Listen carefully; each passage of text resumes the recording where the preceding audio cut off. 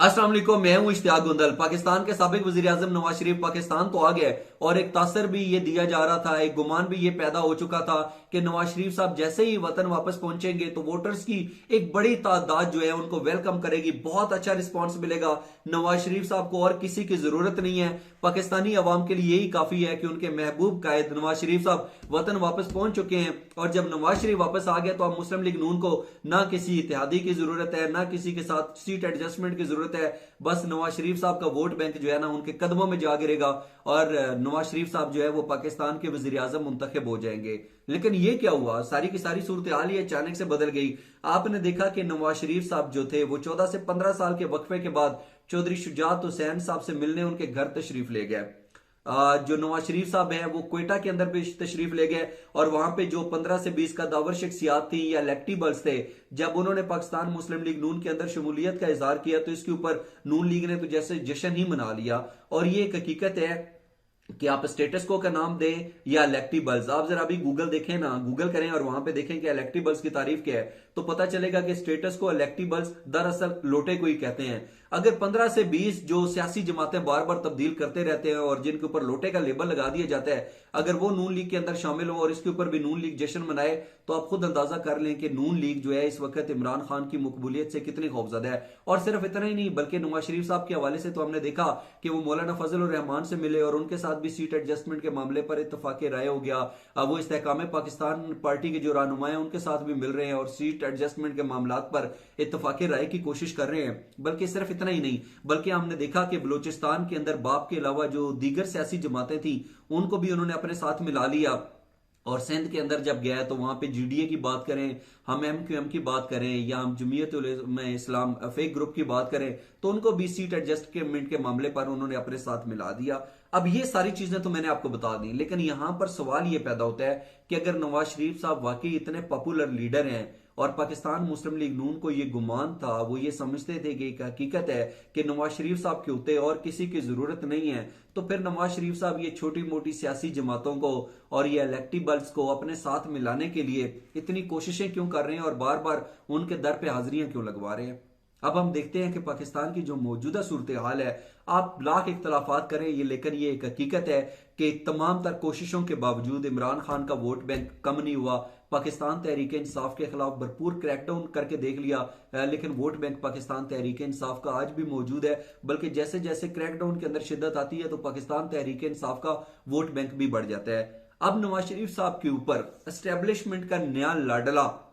की छाप लग चुकी है और मुख्तलिफ तज्जियाकारों का यह ख्याल है कि नवाज शरीफ साहब के ऊपर जिस तरीके से एस्टेब्लिशमेंट का नया लाडला की छाप लगी है तो पाकिस्तान मुस्लिम लीग नून जो है ना वो एस्टेब्लिशमेंट की पसंदीदा जमात है और अब जो है वो कोशिशें की जा रही थी कि अगले वजीर आजम जो है वो नवाज शरीफ साहब ही होंगे। लेकिन जो अब तक की इतलात सामने आई हैं और जिस तरीके से चीजें सामने आ रही हैं, बज़ाहिर ऐसा नजर आता है कि शायद नवाज शरीफ साहब के ऊपर जो है ना उनको बता दिया गया है कि हम एक हद तक आपका साथ दे सकते हैं, इससे ज्यादा हमारी कैपेसिटी भी नहीं है और इससे ज्यादा हम आपको सपोर्ट भी नहीं कर सकते, प्रमोट भी नहीं कर सकते। वोट बैंक आपने खुद इकट्ठा करना है, अगर आपने हुकूमत बनानी है तो ये जो दीगर सियासी जमातें इनको अपने साथ मिलाएं ताकि आप सारे इकट्ठे हो और फिर आप हुकूमत बनाएं।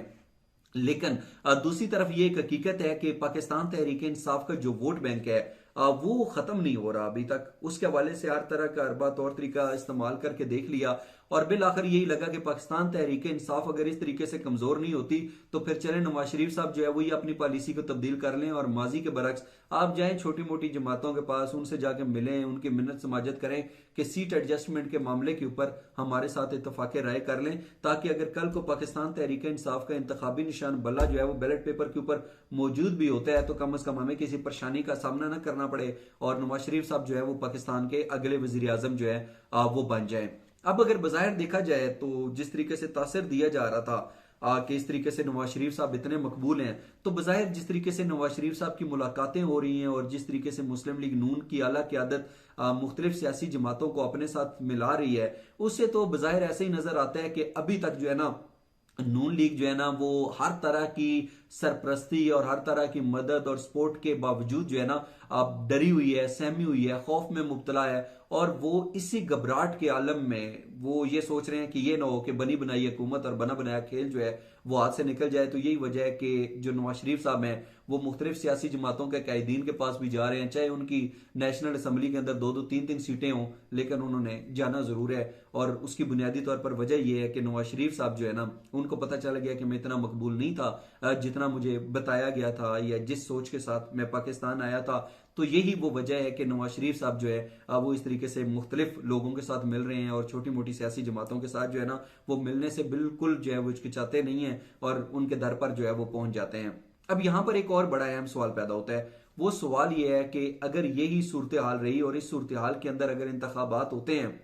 जहां पे कहा जा रहा है कि पाकिस्तान तहरीक इंसाफ को बिल्कुल दीवार के साथ लगाया हुआ है, इलेक्शंस के अंदर हिस्सा लेती है नहीं लेती, एक गैर यकीनी सूरत हाल है, और पाकिस्तान पीपल्स पार्टी जो है बिलावल भुट्टो जरदारी भी बड़े सख्त किस्म के बयान देते हुए नजर आते हैं। तो फिर अगर इस सूरत हाल के अंदर ये इंतखाबात होते हैं तो क्या इन इंतखाबात के नतीजे में सियासी अदम इस्तेहकाम जो है उसका खात्मा हो सकेगा, या फिर ये जो इंतखाबात होंगे इसका जो भी नतीजा निकले ये इंतखाबात एक तवील अरसे तक मुख्तलिफ इल्जामात की जद में रहेंगे। ये एक बड़ा इंपॉर्टेंट मेरा ख्याल है पॉइंट है और इसके ऊपर जो है वो खुलकर बात होनी चाहिए। और एक और बड़ी अहम बात है, और वो अहम बात यह है कि जिसका मैंने थोड़ी देर पहले भी जिक्र किया कि आपको मालूम है कि चेयरमैन पीटीआई जेल के अंदर अडियाला जेल में मौजूद हैं, और जो कुछ साफियों की उनके साथ मुलाकात हुई है तो उसके अंदर भी इमरान खान डरे हुए नहीं है, सहमे हुए नहीं है, बल्कि वो तो बड़े यकीन के साथ कहते हैं कि इलेक्शन से मुझे डर है कि ये कहीं भाग ही ना जाए, और अगर इंतखाबात हुए तो पाकिस्तान तहरीक इंसाफ की हुकूमत बनेगी, पाकिस्तान तहरीक इंसाफ ही इन इंतखाबात के अंदर जीतेगी। पाकिस्तान तहरीक इंसाफ की जो अलग क्यादत है उसके खिलाफ अब भी क्रैकडाउन का सिलसिला जारी है। सिर्फ एक दिन पहले जो शौकत तरीन साहब हैं जो साबिक वफाकी वज़ीर खजाना भी रहे, उन्होंने भी पाकिस्तान तहरीक इंसाफ से अलहदगी का ऐलान कर दिया, और इसके साथ और भी बहुत सारे लोग पाकिस्तान तहरीक इंसाफ को छोड़कर जा चुके हैं। लेकिन इस सारी सूरत हाल के बावजूद अगर नवाज शरीफ साहब को इलेक्टिव बल्स की भी जरूरत पड़ रही है, जो छोटी मोटी सियासी जमातें हैं उनके साथ भी सीट एडजस्टमेंट के मामले पर इत्तफाक राय की कोशिश की जा रही है, तो फिर सिर्फ एक लम्हे के लिए सोचिए कि अगर इमरान खान जेल से बाहर आ गए और इन इलेक्शंस के अंदर इमरान खान ने खुद अमली तौर के ऊपर हिस्सा ले लिया, तो फिर पाकिस्तान मुस्लिम लीग नून का मुस्तकबिल क्या होगा और इनका वोट बैंक कितना होगा। इस हवाले से अपनी कीमती राय जरूर दीजिएगा। आज के व्लॉग देखने का बहुत शुक्रिया, अपना बहुत सा ख्याल रखिए। अल्लाह हाफिज।